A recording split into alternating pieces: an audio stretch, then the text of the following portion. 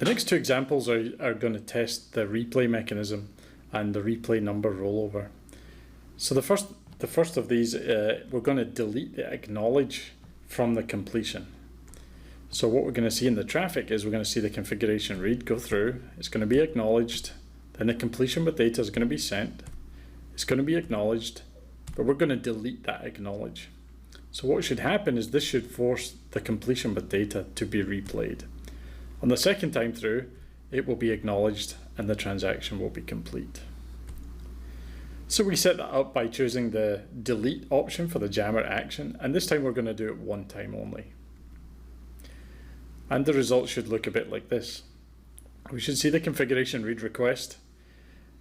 The device sends the ACK. The device sends the completion with data. The jammer deletes the ACK for the completion. The device replays the completion with data. And then this tests the replay mechanism and error reporting mechanism if enabled.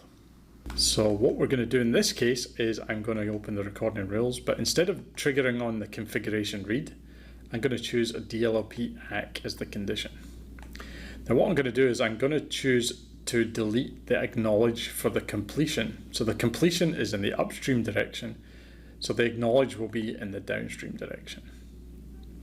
So what I'm going to do here is I'm going to change the analyzer trigger and the jammer action. Instead of modify, I'm going to do delete.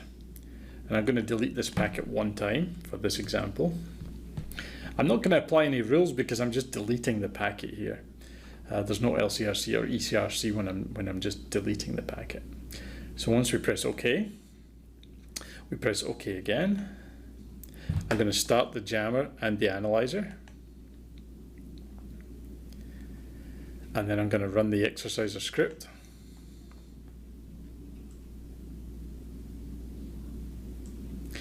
And then the analyzer uploads.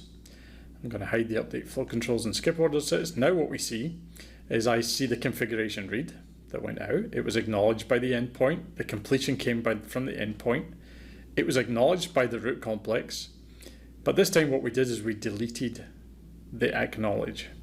Now what that means is the root complex did not effectively send the acknowledge. Now what happens then is after a period of time, the completion would be resent.